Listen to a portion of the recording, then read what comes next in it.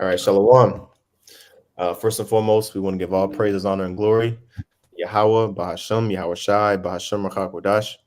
Double honors to the apostles and elders of Great Millstone. Peace and salutations to the elect. Um, this is GMS Dallas camp. LD Atazak is with me, and I'm the brother Aina.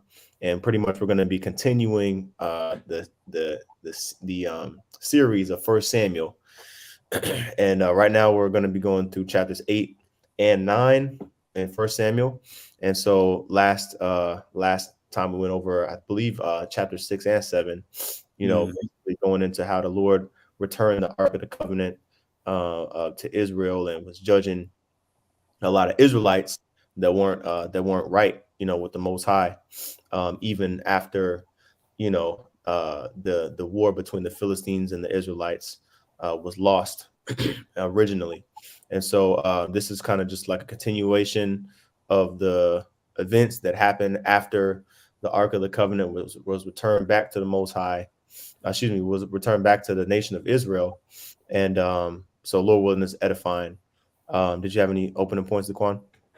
Yeah, you just gotta like every time we get into these the history, you look at the mindset of Israel. You look at what was going on with the prophet himself, the way the people responded to him.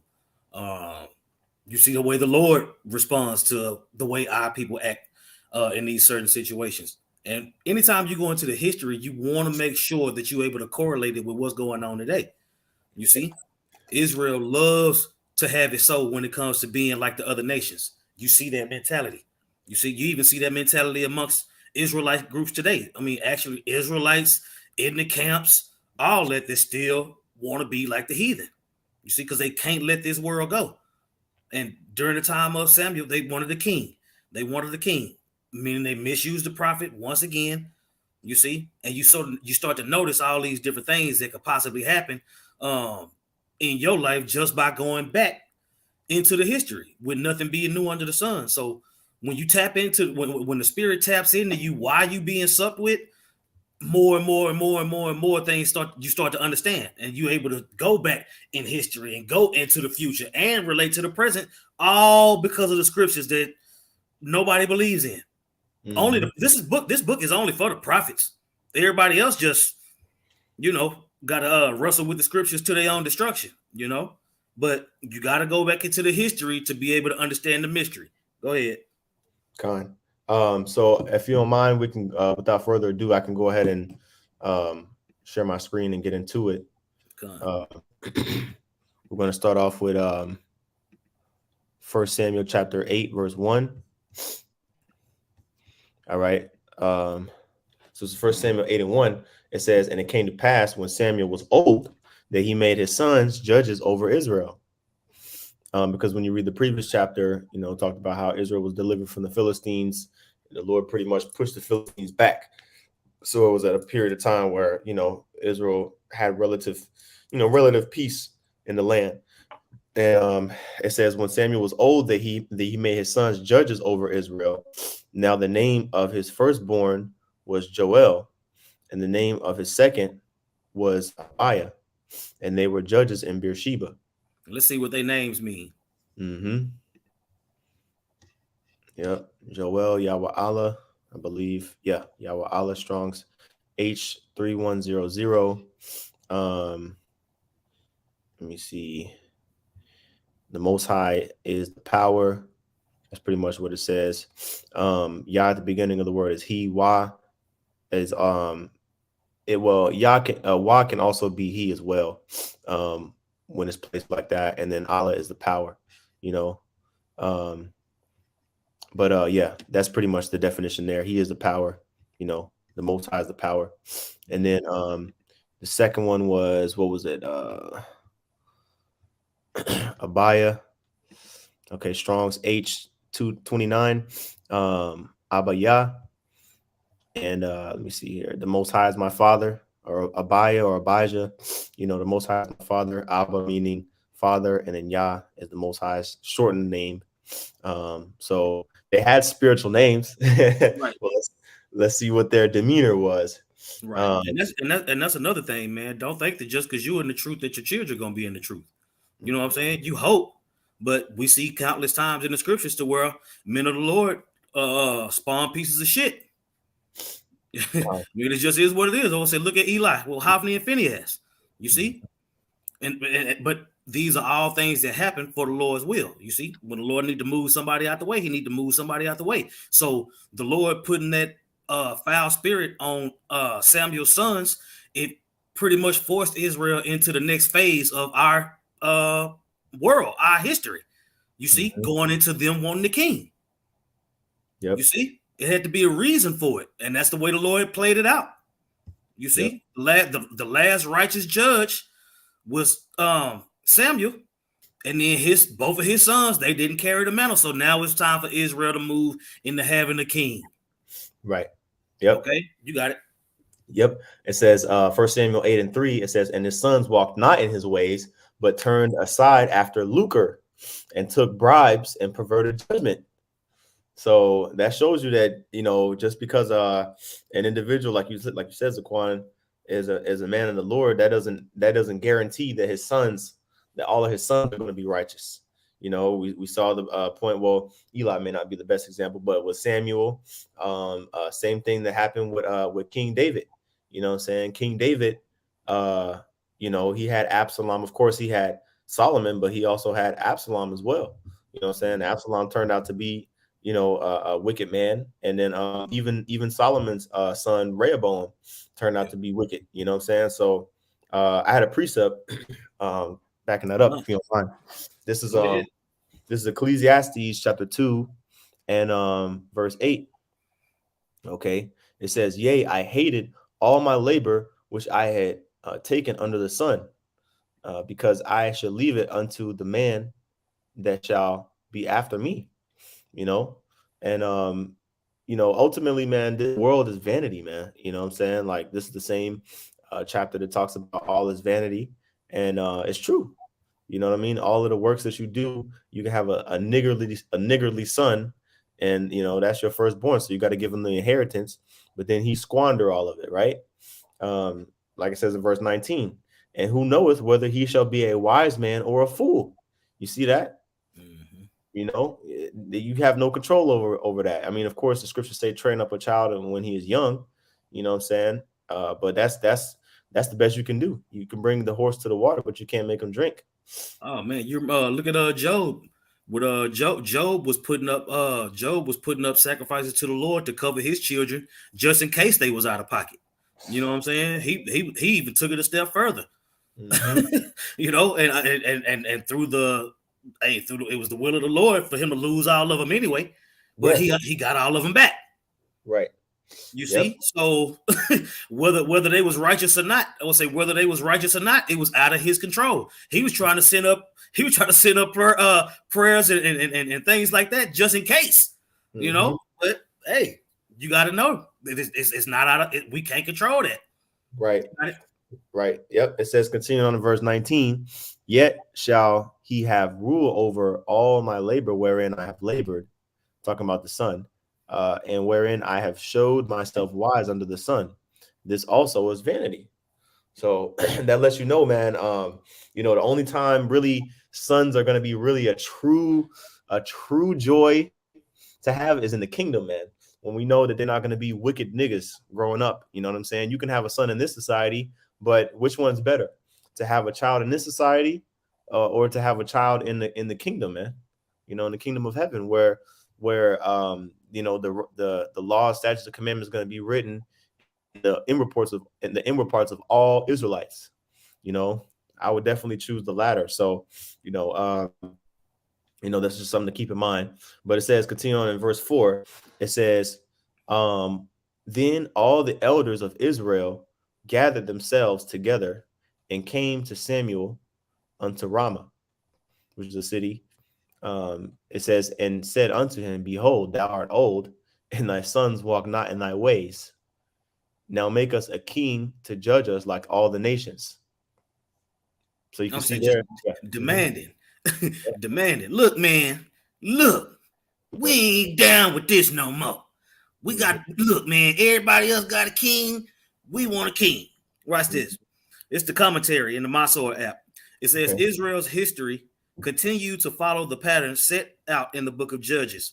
Once the God-appointed judge, in this case was Samuel, was no longer able to exercise control over the nation, for Samuel was old and his sons that succeeded after him were worthless.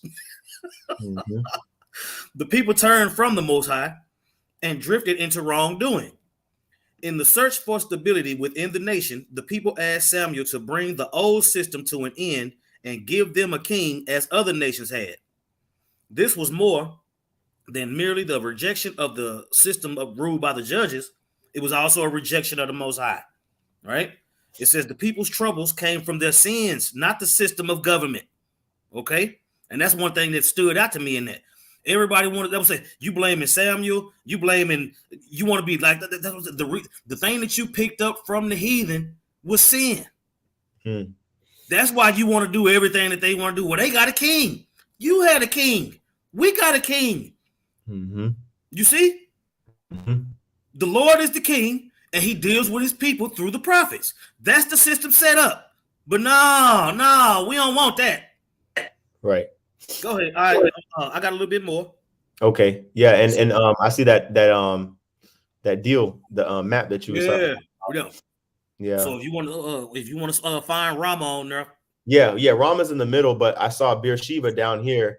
Okay. It's kind of pixelated, but that's Beersheba in the south. You know what I'm saying? That was where Samuel's sons were judging at. And then Rama is kind of like in the middle, so you could imagine like probably a lot of the northern tribes came and met like in the middle, you know what I'm saying, near Rama. And this is where they had that conversation that we're reading about now. Mm-hmm. Says the people's troubles came from their sins, not from the system of government. The remedy, therefore, was to turn to the Most High in a new attitude and faith, love, and practical holiness. Instead, they turned to a new political system. As well as rejecting, I would say, still today, you got Jake still voting. That's exactly, I was thinking about that. Yeah, man. Damn, let's vote for the black woman. Yeah. Anyway. Yeah, that's another thing. That's another thing that you can see that's going on today, right? When you go into the law, you're not supposed to put another nation above you. You know what I'm saying? If somebody on the comment board know where it is, Baba Kashah, where it talks about Israel not putting another king over him, and that's actually in the law. You see? Go ahead. Oh yeah, that's right. I got a little bit more. Okay, cool. It says, as well as rejecting the Most High, the people of Israel were inviting social and economic hardship. Samuel reminded them of the examples they could see in the nations around about, where kings oppressed their people with a harsh rule, forced labor and heavy taxes. All that's happening today. Right. All that's happening today. And Jake still don't want to depend on the Lord. They still don't want to listen to the prophets.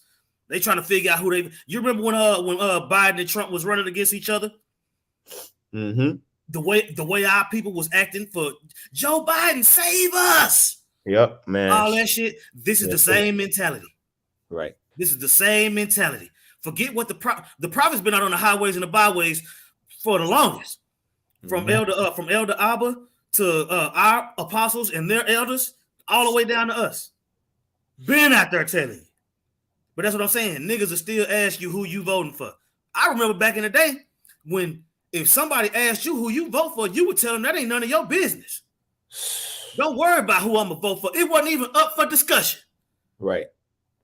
Now how much? Not so much now. Go ahead. Going back to 1 Samuel chapter 8, it says in verse 5, and said unto him, behold, thou art old, and thy sons walk not in thy ways. Now make us a king to judge us like all the nations. But this thing displeased Samuel when they said, give us a king to judge us. And Samuel prayed unto the Most High. And Yahweh said unto Samuel, hearken unto the voice of the people in all that they say unto thee. For they have not rejected thee, but they have rejected me, that I should not reign over them. Yeah, and that's the same thing today. The Lord was like, no, don't worry about it. Don't worry about it. It ain't you. It ain't you. They rebelling against me. Mm-hmm. Now it's time for me to move.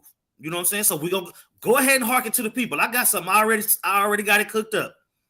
You see? Go ahead. Con. And that does that not sound familiar? They have not hearkened unto, they have not rejected thee, but they have rejected me. They took, the Lord said that to Moses as well.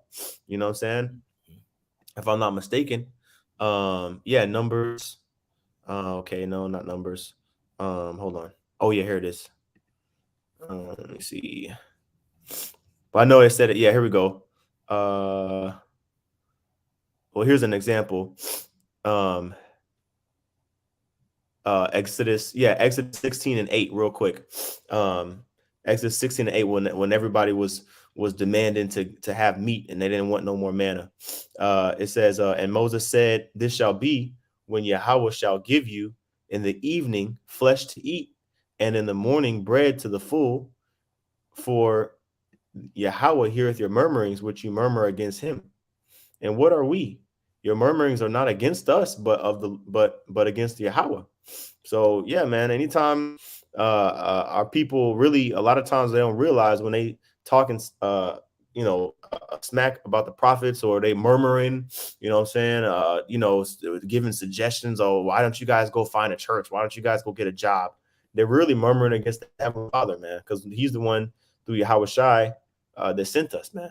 Yep. And then also in that verse, you realize that the Lord gave us meat to eat. So for everybody that's thinking that meat is the devil and all that, I would say the Lord himself provided meat when his people were hungry. So deal with that. We're gonna keep moving. We're gonna keep moving though for you salad eating bastards. Yeah, we put chicken in our salad. Okay. Yeah, what was that dude? What's the dude? Charleston White. We wasn't made to eat beef. We wasn't made to chew meat. What are you talking about? What are you talking about? That was just dumb nigga speak that irked me. I had to mention that. Yeah, Con. A lot of dumb stuff has spewed out of the mouth of Jake recently, man. But continuing on here, First Samuel. We got that precept. Oh, okay. Shalom, Karab, the water. Is Deuteronomy 17 and 15. It says, thou shalt in any wise set him king over thee, whom the Lord thy power shall choose. One from among the brethren shalt thou set king over thee. Thou mayest not set a stranger over thee, right? Which is not of thy brother. That's plain and simple. The king of Israel is going to be an Israelite. You know what I'm saying? Not nobody else. You see? That's in the law. Yeah, so for all you dudes out there that's ducking and dodging the MOTB, you setting your congregation up to give them over to the devil. Man, you about to set your congregation up a whole nother king, because you done already bowed down to him. You already with the image. You done proved that you with the image. Now y'all got to do is take the mark. And it's looking like it's going that route. Yeah. So all you dudes out there, it's all about the law. Know that you breaking the law when you tell them to go ahead and do that. Let's go. Con. All right. Going back here. 1 Samuel chapter 8, I believe it was in the 8th verse. Verse 8. It says, according to all the works which they have done since the day that I brought them up out of Egypt, even unto this day, wherewith they have forsaken me and served other gods, so do they also unto thee. So, and that's why, man, the history is so important, man. You have individuals that may not harp on the history, but I mean, GMS, we got to go into the history, because that's how we understand how we got to the point that we're in today. And I mean, shoot, without the history, we wouldn't really be able to accurately say who the Israelites are, man. Because I mean, of course, today, we could say today, but like without knowing that we were the people that were led out of Egypt, without knowing that we were the hard-headed people that demanded of Moses meat when the Lord already gave us manna, without knowing that we were the same hard-headed people that demanded a king among us when we're the only nation that didn't have one, and we were just fine without a king. You see, we wouldn't really be able to pinpoint it as much. So this history is important, man. Bro, we the only nation that don't. we the only nation that didn't have a history. Negroes, Latinos, and Native Americans, everything go back to some madness because of because it was hidden. Right. You see, we would. I would say, you talk to a Hamite, they know their history. They can go back. You talk to an Ammonite, they can go back. They can't go back far enough. You know what I'm saying? But they can go back. They have a history. That's what I'm saying. You can't go back to black. Ain't no land called black where black people came from. Right. You know what I'm saying? So the history book is the Bible. Every Negro, Latino, and Native American got a Bible in their house, bro. Whether they use it or not. Yep. But the Lord knew he was gonna wake. The Lord knew he was gonna wake his men up in due time. Go ahead. All right. Continuing on. All right, we got verse 9. It says, "Now therefore hearken unto their voice, howbeit, yet protest solemnly unto them, and show them the manner of the king that shall reign over them." Okay. In verse 10 it says, so that was the Most High's instructions to Samuel. In verse 10 it says, "And Samuel told all the words of Yahweh unto the people that asked of him a king." So they were expecting this super dope decked out. They were expecting King Solomon. You know what I'm saying? They were expecting King Solomon as their king, and they were expecting it to be like how it was when King Solomon reigned, not knowing that they were adding an extra unnecessary element of complexity to the situation, because the Most High is the ultimate judge, So it says in verse 11, "And he said, This will be the manner of the king that shall reign over you. He will take your sons and appoint them for himself, for his chariots, and to be his horsemen, and some shall run before his chariots." Whereas before, I mean, yeah, you had an army, but there was no draft. You know what I mean? Everybody came to the war willingly. And when the king, he needed his personal bodyguards. He needed, his army. You know what I'm saying? It was no longer, well, it was still the Lord's army, but really it was the king's army, and it says in verse 12, and he will appoint him captains over thousands and captains over fifties, and will set them to ear his ground and to reap his harvest. Because prior to this, you had individuals that owned land, and they may have had slaves, but now, or servants, I'll say even, but now the king, he don't work. You know what I'm saying? The king's job is to just basically be the leader of the military campaign and judge, right? So he needs servants as well. You know what I mean? And so that's an extra element of labor that previously didn't exist in Israel. He basically telling Israel, he like, look, man, I know y'all want a king, but let's go through these kings' track records, man. All they do is enslave y'all. Mm-hmm. Why do you want a heathen ruling over you? I can't get it. The heathens got a king. All the kings are heathens. Why do you want a king when we already got the Lord? This is what these kings do.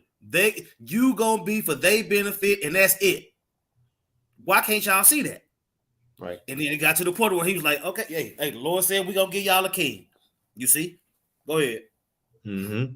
And in verse 12, it says, "He will appoint captains over thousands and captains over fifties, and will set them to ear his ground and to reap his harvest, and to make his instruments of war and instruments of his chariots. And he will take your daughters to be confectionaries, and to be cooks, and to be bakers. And he will take your fields and your vineyards and your olive yards, even the best of them, and give them to his servants.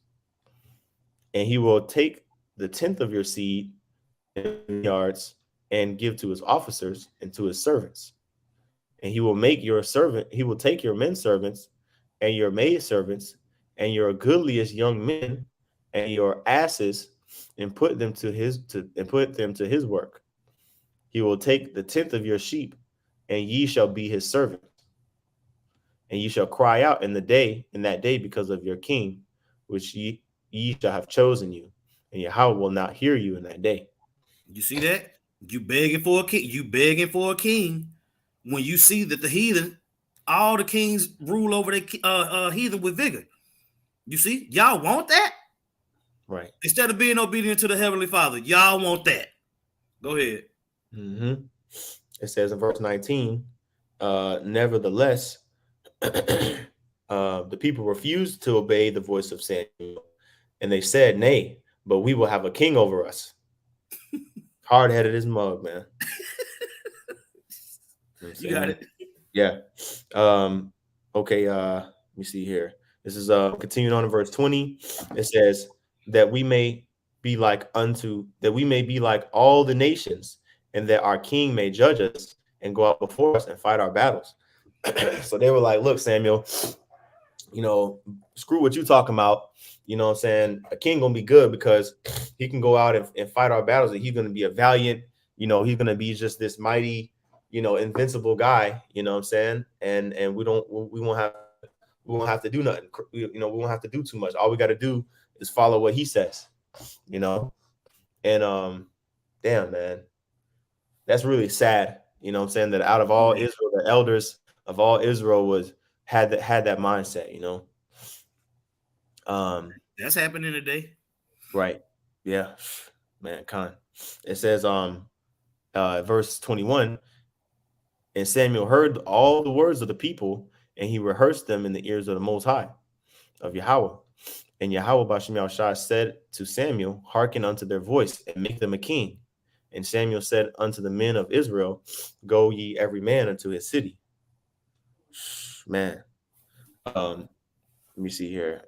I will I think I'm gonna make this precept real quick. Let's see. I'm gonna read this commentary going into chapter 9. Mm-hmm. All right. It says Saul, who became Israel's first king, originally had no desire or political power and little interest in the spiritual ministry of Samuel. As the son of a wealthy landowner, he was more concerned about the loss of his father's donkeys and the I will say and the worry and the worry he might cause his father by being away so long in a search for them. The This concern led him to seek the help of Samuel. Right? I would say he wasn't worried. He went to go see the Samuel. He went to go find Samuel the prophet so he could find his father's donkey. You know what I'm saying? And it just goes to show you the Lord raised up, just like the Lord raised up King David, the keeper of the sheep. Same thing with Saul. Saul was the son of a landowner. You saying he was all about his father's business, and the Lord raised him up. You see, because that's one thing about Saul. Saul was the Lord's man for a while, but once that transition came, it was time for something else. But when the Lord chose Samuel, when the Lord had Samuel to choose Saul, he knew what he was doing. You see, Saul had plenty of good works. He just also had his faults too, just like every other king in Israel. That's Go right. ahead. That's right. Okay, so I got this precept in Isaiah chapter 1, and basically this is like a glimpse into what ended up happening. Because Isaiah prophesied during the Assyrian Empire amongst the southern kingdom after the split, and basically, this is the condition that Israel ended up in after having these kings. After a few generations of, you know, um, man, the Lord called. I'm gonna start at verse 10. Isaiah 1 and 10 says, hear the word of Yahweh, you rulers of Sodom. Give ear unto the law of our power, you people of Gomorrah. So the Lord basically, the Lord basically likened our people to Sodom and Abomination. Gomorrah. Yeah. Yep. Yep. It says, what to what purpose is the multitude of their sacrifices unto me, saith Yahweh.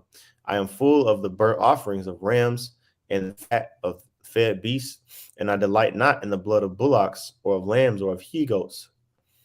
Okay. When you come to appear before me, who hath required this at your hand to tread my courts? The Lord saying, like, look, man, all of these sacrifices that I commanded, it was supposed to be done with righteous intent. Our people do it with malicious intent. And with the king being ruling over our people, you would think that it would help out our people. What I'm saying? People were requesting a king so that the king could help them out, fight their battles, show them which way to go. But we see in Isaiah 1 the direction that ended up going, that the nation ended up going in. So, all right, so that's the end of chapter 8. So let's go to chapter 9. Okay, and this is introducing the man Saul now. So this is Isaiah, excuse me, 1 Samuel 9 and 1. Now there was a man. That's another thing. That's another thing, man. Going into the history, you have to understand the history of Saul and David. That's huge because both of those houses are still going at it today. Right. You see, in Romans 11:8, it said that we were made enemies for the sake of the gospel. Well, here's where it goes back to. Okay, go ahead. Okay. Now there was a man of Benjamin whose name was Kish, the son of Abiel, the son of Zeror, the son of Becharath, the son of Apiah, a Benjamite, a mighty man of power. And he had a son whose name was Saul, a choice young man and a goodly. And there was not among the children of Israel a goodlier person than he. So he was the Absalom of his day. He was the most tall, dark, and handsome. You know what I'm saying? We'll look into that word goodly real quick. Look up his name too. Yeah, okay, we'll do Saul first. Okay, Strong's H7586, shot a wall, and it means desired. Literally, that's what his name means. Shot a wall. Yep. So yeah, desired. And so going back here, and that was a nomen omen, you know what I'm saying? His name described the character. Okay, so that word goodly real quick. Goodly. All right. Oh, Tawab. Let me see it. There's another one. Tawab. Okay, yeah, well, we know what Tawab means, but I'll get it anyway. Strong's H 2896, Tawab, meaning good, pleasant, agreeable, excellent, and that's what King Saul was. Yeah, that's what he was, and he ruled in righteousness for a point, just like the other kings of Israel did. Yeah. I would say all the kings had their faults, but that's what I'm saying. David was the one that was after the Most High's heart. You know what I'm saying? The mercy, the mercy that David received, no other king received that type of mercy. You know, you got it. Yes, Saul's physical stats was 99. You know what I'm saying, but his spiritual stats, it didn't make it. You know what I mean? Yeah. I would say when the Lord took it away, He took it away. Man, okay, so verse 3. Oh, excuse me. In the middle of verse 2, it says, "And there was not among the children of Israel a goodlier person than he, for from his shoulders upward he was higher than any of the people." So he had a couple inches on the tallest dude. You know what I'm saying? Like, if Shaq was standing in the crowd, or if Shaq was in the camp, for example, or somebody as tall as him, the tallest brother in the camp probably wouldn't even reach to Shaq's shoulders. So everybody looked like, damn, okay, if somebody his height was in the camp, somebody 6'9" or however tall he is, was in the camp, they would immediately look like, oh yeah, that's got to be the leader. He's taller than all of the rest. That's actually an accurate thought, because look at when the Lord, it was said the Lord was taller than everybody when he was handing them crowns out. Yeah. Oh, you want me to get that? Why not? Yeah, let's pull it. That's a good one. What's that? Second Ezra's? Second Ezra's 14, 13. I believe it's the second chapter. 2 and 40 something. Yeah. Let me see. Do it quick. Let me see. I thought it was on there. I think you could type in stature. Yeah, type in stature, then go just search the Apocrypha. Oh, I'm in Ecclesiasticus. I'm like, what the hell going on? I'm tripping. Yeah. Second Ezra 2. Yeah. Okay, here we go. Yep, 43. Second Ezra chapter 2, verse 43. It says, and in the midst of them was a young man of a high stature, taller than all the rest, and upon every one of their heads he set crowns. Talking about the elect, the Lord, the Heavenly Father, stood up Yahushai. That's that young man of a high stature, you know, Mhm. taller than all the rest. Talking about Yahushai. Okay, and upon every one of their heads, every one of their heads, that's talking about the 144,000. Okay, and upon every one of their heads he set crowns, and was more exalted, which I marveled at greatly. So yeah, man, Yahushua going to be the one putting on those crowns when you read the breakdown. Go ahead and read down through 48. Okay, cool. All right, verse 44, it says, so I asked the angel and said, sir, what are these? And the angel broke it down to him. Verse 45, it says, he answered and said unto me, these be they that have put off the mortal clothing and put on the immortal, and have confessed the name of the Most High, and now are they crowned and receive palms. Then said I unto the angel, what young person is it that crowneth them and giveth them palms in their hands? So he answered and said unto me, it is the Son of the Most High, whom they have confessed in the world. Then began I greatly to commend them that stood so stiffly for the name of You see, Yahweh. so it lets you know who that taller man is. That's Mm-hmm. Yahweh Shai.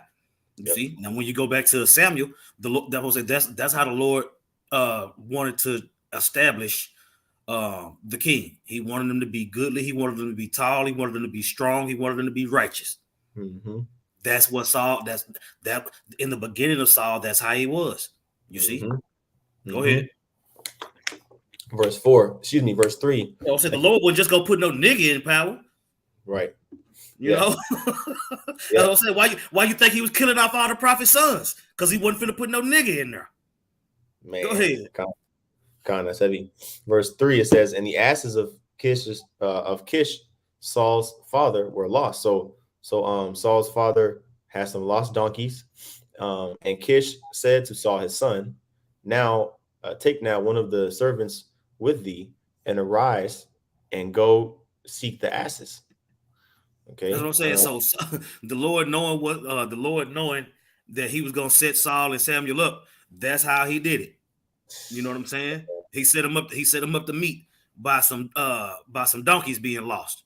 Yep. And he went to the seer because it tell you in the commentary that all Saul was worried about was his father's business. Hmm. You see, that's all he was worried about. So the Lord took what was most important to him, and he used that donkey to lead him to the prophet, and the prophet took care of the rest. Mm-hmm.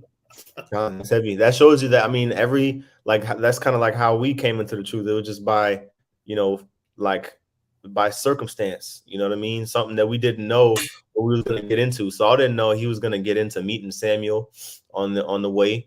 It was just a regular day work for him. Yep, he was on donkey patrol.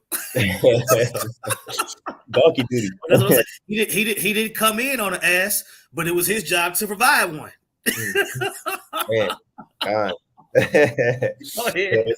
So verse 4, it says, and he passed through Mount Ephraim and passed through the land of Shalisha, but they found them not. And then they passed through the land of Shalem, and there they were not. And he passed through the land of the Benjamites, but they found them not. So you see how far to an extent that they would go to, just to find some donkeys. That shows you how valuable, those animals were back then as well.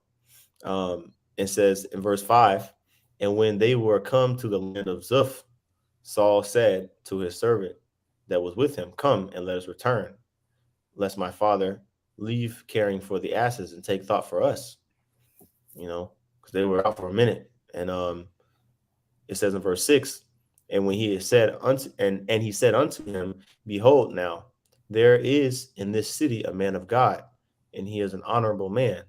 So his servant, Saul's servant, pretty much responded back to Saul saying this. And he says, all that he saith cometh surely to pass. Let us go thither. Peradventure he can show us our way that we should go, which is a wise counsel. Verse 7, it says, then said Saul to his servant, but Behold, if we go, what shall we bring the man? For the bread. You see, that shows you that common courtesy was a thing in Israel, man. It's not so common anymore. You know what I mean? Like if you request of somebody's services, or if you ask a favor of somebody, you know what I'm saying? That's part of being brotherly, man, is to really, compensate them for that, man. The prophets, people don't think about that. We're doing the work of the Most High. Well, Samuel, his occupation was just simply to do that. You know what I'm saying? So like for the prophets now, you know what I'm saying, for those that benefit off of the teachings of the prophets, well, think about, compensating them for those things. You know what I'm saying? Tithes and offerings, man. Um, all right. So it says, for the bread is spent in our vessels, and there is not a present to bring to the man of the Most High. What have we? And the servant answered Saul again and said, behold, I have here at hand the fourth part of a shekel of silver. That will I give to the man of the Most High to tell us our way. So, they were like, okay, we're going to compensate him with some silver, you know. Before time in Israel, when a man went to inquire of the Most High, thus he spake, come and let us go to the seer, for he that is now called a prophet was before time called a seer. I want to get those words in the Hebrew um, real quick.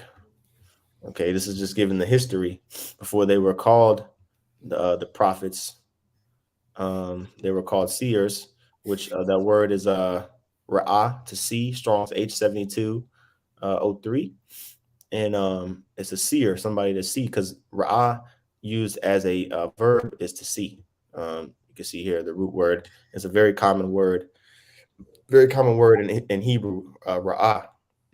And so a seer would be also ra'ah, but used as a noun, right? So let's go back here. So that was the name of a prophet. Before they were called prophets, they were called seers. Right. Because prophesy means to say before. That's it. That's Yeah. it. Okay. Now prophet in the Hebrew is nabaya'ah.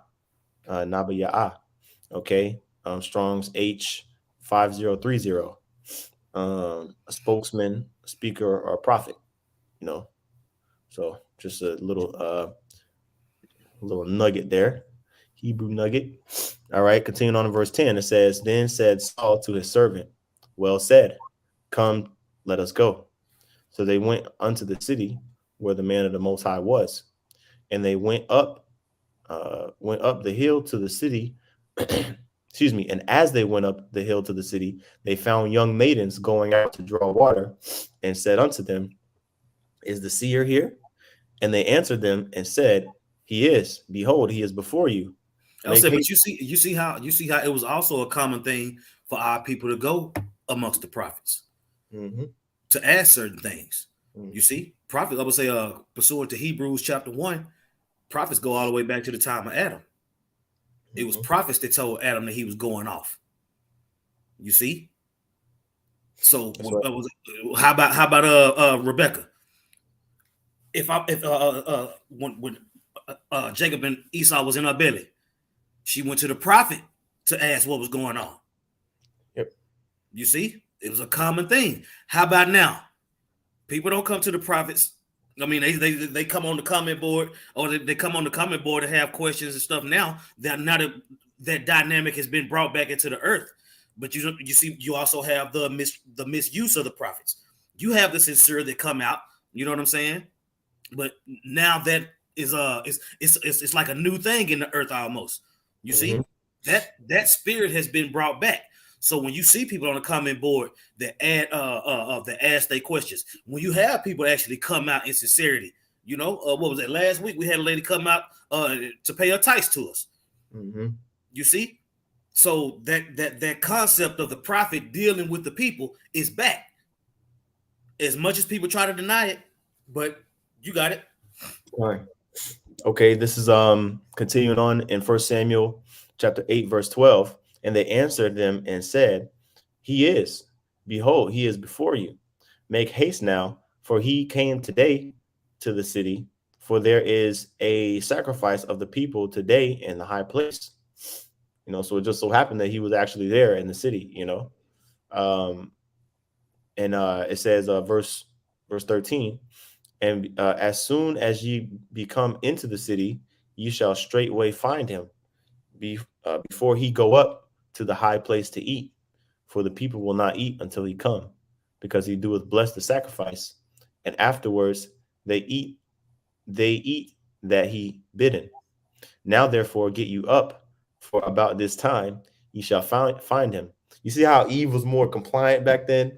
You Man, know, now, man, shoot, you ask a woman for direction, they think you're trying to holler at them or something.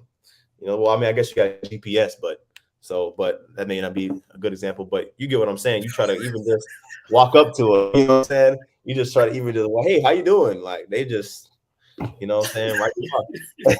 But they have directions back then, man. So anyway, continuing on in verse 14, it says, and they went up into the city, and when they were come up into the city, behold, Samuel came out against them, for to go up to the high place. So they were looking, they were on a mission. It says now at verse 15, now Yahweh had told Samuel in his ear a day before Samuel came, saying, tomorrow about this time I will send thee a man out of the land of Benjamin. So you he see shared how, his he shared his secret with his servant the prophet. man. He shared his secret with his servant the prophet. He already told Samuel. He was like, "Look, hearken to the people. Hearken to the people. I'm gonna build them up a king." Mm-hmm. Yeah, and it's playing out. Go Mm-hmm. ahead. I know you was about to say something. I didn't mean to cut you off. No. I mean, like you said, Zaquan, you pretty much took the words out of my mouth. That's the spiritual. Like, there's there's different levels, man, of communication with the Most High that is available. Through Yahweh Shai, man. We just gotta be in tune with Yahweh Shai, because now, it ain't like how it was back then. You know what I'm saying? Where we were closer to the Most High back then.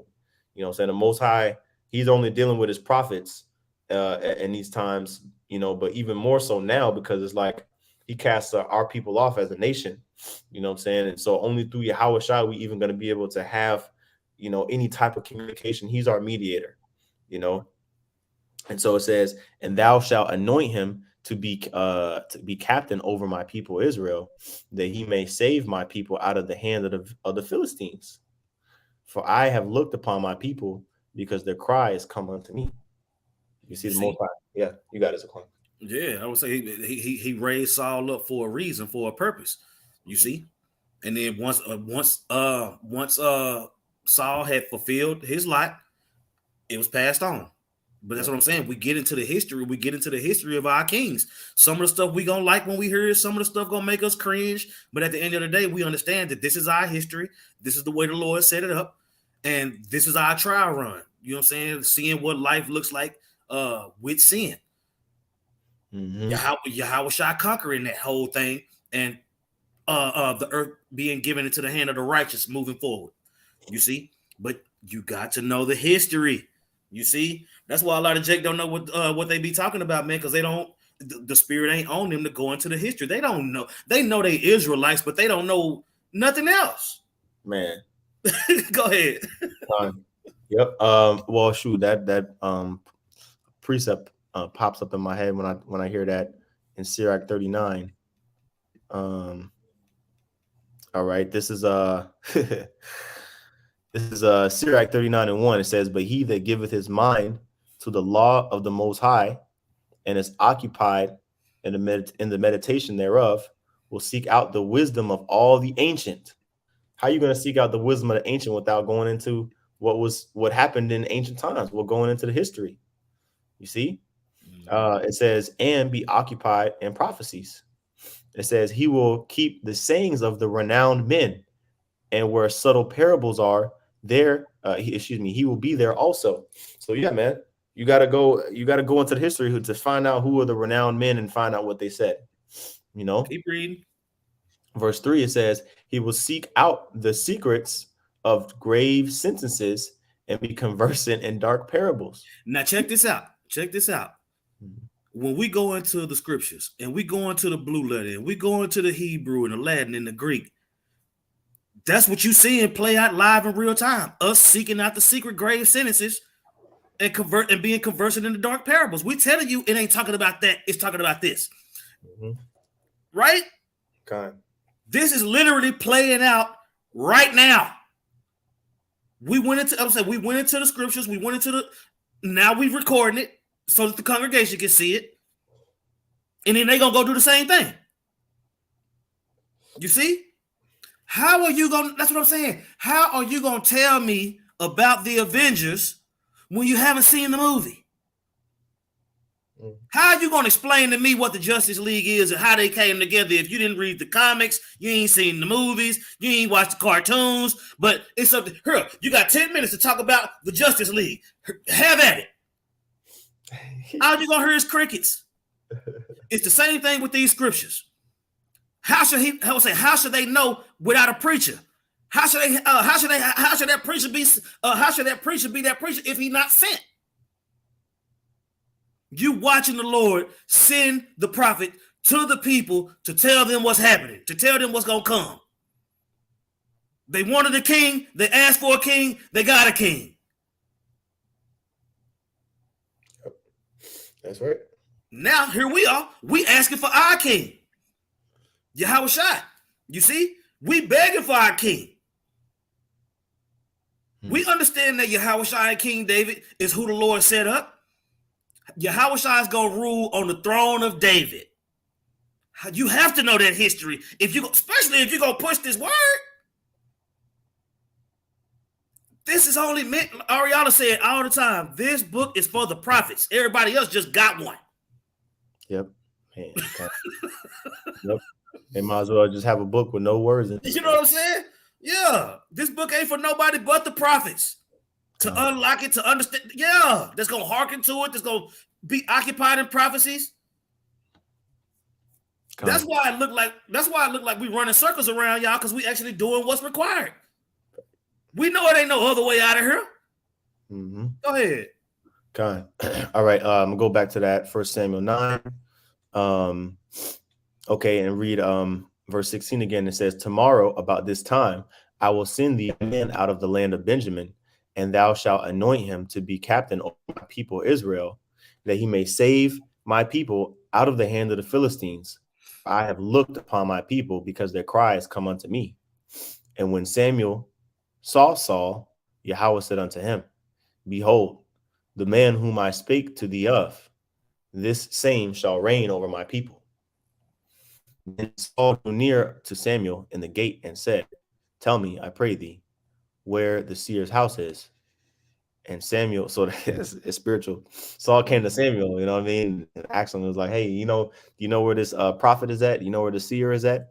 He didn't realize he was talking to him. Verse 19, Samuel answered Saul and said, I am the seer. Go up before me unto the high place, for ye shall eat with me today, and tomorrow I will let thee go, and will tell thee all that is in thine heart. And as for thine asses that were lost 3 days ago, set not. So hold on, wait. He didn't even say nothing to him. Saul didn't even tell him the situation. Samuel just knew, and it's like people don't think that the Lord can keep Esau from holding you down and sticking a chip in you, man. You know what I'm saying? It's like, where's the faith, man? We see in the spiritual power that was given. You got one body in Yahushua talking about spiritual power is witchcraft. So Saul was, he must have been doing, Samuel must have been doing witchcraft then to know that the reason why Saul came to him. You know what I mean? It's just silly. Anyway, it says, verse 20 again, as for thine asses that were lost 3 days ago, set not thy mind on them, for they are found. And on whom is all the desire? And on whom is all the desire of Israel? Is what? It not on? That's what Saul mean. Yep, that's it. That's it. That's what I'm saying. The people desire the king. The Lord gave them one, just like that. You see? Go ahead. Is it not on thee and on all thy father's house? And Saul answered and said, Am I not a Benjamite of the smallest of the tribes of Israel? And my father, excuse me, and my family, the least of all the families of the tribe of Benjamin? Wherefore then speakest thou so unto me? So Saul was like, huh? My Yeah, shoot, he like Benjamin's is he like, oh, okay, I feel you, but I don't feel you. right. Yeah, yeah, yeah. Pardon my surprise. Go hmm ahead. And Samuel took Saul and his servant and brought them unto into the parlor and made them sit in the chiefest place among them that were bidden, which were about 30 persons. And Samuel took unto the cook, bring the portion, and Samuel said unto the cook, bring the portion which I gave thee, of which I said unto thee, set it by thee. And the cook took up the shoulder and that which was set upon it, and set it before Saul. And Samuel said, behold, that which is left, set it before thee, and eat. For unto this time it hath been kept for thee since I said, I have invited the people. So Saul did eat with Samuel that day. So, No, I said so the prophet sat down and supped with him. The Lord sent somebody to sup with him to build him up, mhm, letting you know that the prophet takes precedent over the king. The prophet had to build the king up. man, You see. heavy. So when it comes to the seer, when it comes to the prophets, you see how heavy the Lord deals with them. Go Done. ahead. Yep. Verse 25. And when they were come down from the high place into the city, Samuel communed with Saul upon the top of the house. And they rose early, and it came to pass about the spring of the day that Samuel called Saul to the top of the house, saying, up, that I may send thee away. And Saul arose, and they went out, both of them, he and Samuel, abroad. So they kind of went out of the house and kind of did that Lion King scene with Mufasa and what's the son's name? You Oh, know, Simba. Mufasa and Simba, that scene where he like had him on the sunset, and it was like, look, you see all this land, this is all gonna be that intimate moment. It says in verse 27, and as they were going down to the end of the city, Samuel said to Saul, bid the servant pass on before us. And he passed on. But stand thou a while, that I may show thee the word of the Most High. You Hmm. know, so that's the end of chapter 9. And pretty much chapter 10 is going to continue on with the prophecy of Saul, being king and all that stuff. But yeah, that's basically how it happened, man. That's how Saul was introduced to Samuel, and was the previous chapter 8, talking about how Israel was demanding of a king. So let me see. Stop sharing my screen. We've been going for almost an hour. We got some precepts on there, the comment board. Oh yeah. Let's go ahead and pull a few. I'm Okay. yeah, yeah. Brothers lit it up, man. Mm-hmm. All right. Karab, he also put Proverbs. All Yeah. right. You can read them. I Yeah. just Yeah. Proverbs. Yeah. Proverbs 3:31.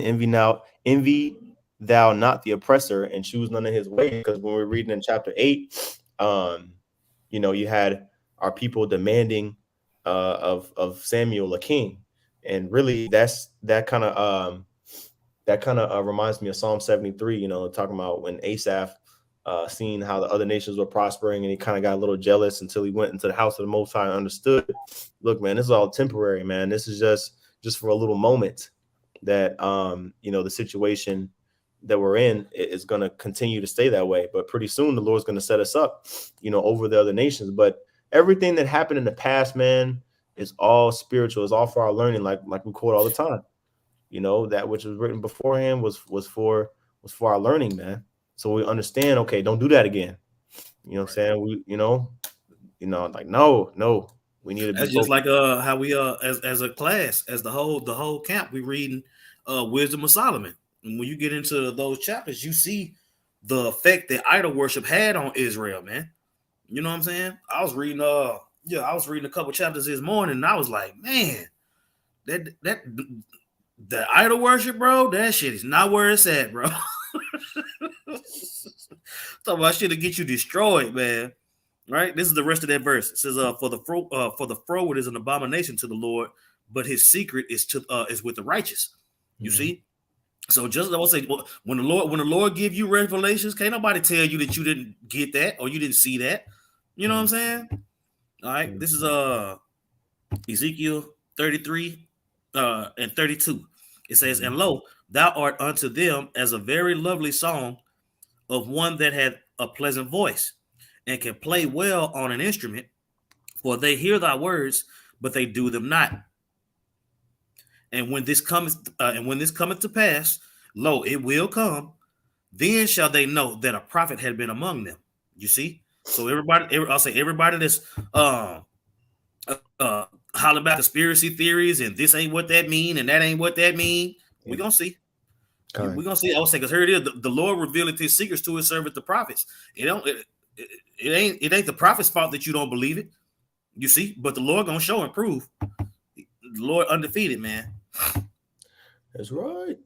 All right. 2 Chronicles 36 and 15. It says, "And the Lord God of their father sent to them by his messengers, rising up betimes and sending, because he had compassion on his people and on his dwelling place." That's what the prophets are for, right? It says, "But they mocked the messengers of the Most High and despised his words and misused his prophets, until the wrath of the Lord arose against his people, till there was no remedy."